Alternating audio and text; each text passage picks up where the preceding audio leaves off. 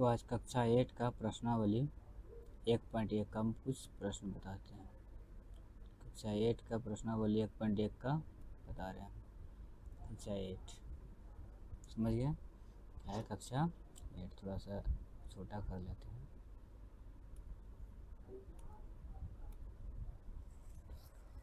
कक्षा 1 में पहला देखते हैं। सबसे पहले पहला नंबर क्वेश्चन है 4 ए इसको बोल रहे हैं, इसको बोलना 1 वर्ग -4/5 को बोले 1 बराबर। देखिए क्या रहा 1, क्या मतलब हुआ? अनेक के एक अगर कोई परिमेय संख्या को 1 से गुना करने पर खुद वह परिमेय संख्या हो रहा है तो इसका मतलब क्या है कि इसमें कौन सा नियम लग रहा है? गुणात्मक। इसमें थोड़ा सा पतला कर लेते हैं। इसमें कौन सा नियम लग रहा है? गुणात्मक। कौन सा नियम लग रहा है? गुणात्मक।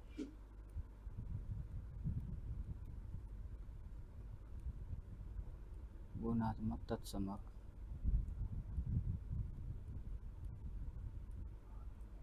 गुणात्मक तत्समक का नियम इसमें लग रहा है। गुणात्मक तत्समक का नियम इसमें लग रहा है। खैर, गुणात्मक तत्समक का नियम इसे किसी भी संख्या से गुना करने पर वही संख्या पुनः आ जाए, इसमें कौन सा नियम लगता है? गुणात्मक तत्समक का नियम लगता है। वही संख्या पुनः आ जाए तो इसमें कौन सा नियम लगता है? गुणात्मक तत्समक का नियम। वही संख्या आने के बाद क्या होता है? गुणात्मक तत्समक का नियम लगता है। अब दूसरा सवाल देखते हैं। -13/17 को इसको ये बोलना है, इंटू -2/7 को इसको बी बोल देना है, माइनस इसको क्या बोले हैं? बी, और इसको क्या बोले हैं? ए। देखते ए बटे बी और बी बटे बी, ए गुना बी अब बी गुना ए गुना बी गुना ए, यानी इसका क्रम बदल रहा है। तो उसको हम इस नियम को हम क्या बोलते हैं? क्रम विनिमय नियम। इस नियम को बोलता है क्रम विनिमय नियम। इस नियम को क्या बोलेंगे? क्रम विनिमय नियम। क्रम विनिमय नियम, ये इस नियम को हम बोलते हैं। इसका ए गुना बी गुना उलट रहा है, इसलिए इसको बोलते हैं क्रम विनिमय नियम। अब नेक्स्ट तीसरा सवाल में देखते हैं क्या -19/29 गुना 29/-, मतलब देखिए इसको हम अगर यदि ए मान लेते हैं तो इसका देखिए इसमें ऊपर में था 19, इसमें नीचे में था, तो इसका क्या उलट गया है, ऊपर नीचे। इसको उल्टा के लिख देंगे। इसका मतलब गुना करने पर क्या आएगा? इसको यही हुआ कि गुणन का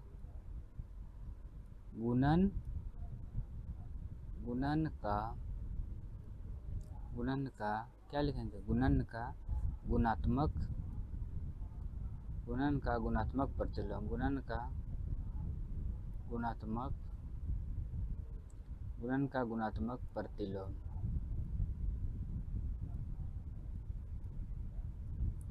गुणन का गुणात्मक प्रतिलोम। ये सारा हम एक बार पढ़ा चुके हैं, उसी में थोड़ा सा नेक्स्ट देखते हैं। अब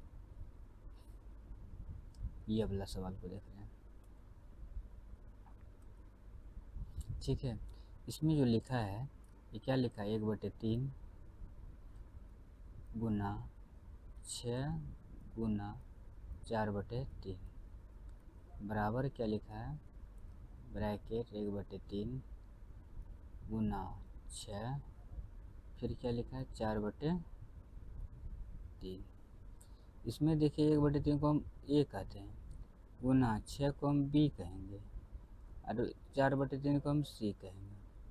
उसी प्रकार देखिए यहाँ पे क्या 1/3 को ए कह देंगे, इसको क्या कह दिए हैं? बी, इसको बोल दिए हैं बी, इसको क्या बोलेंगे? सी बोलेंगे।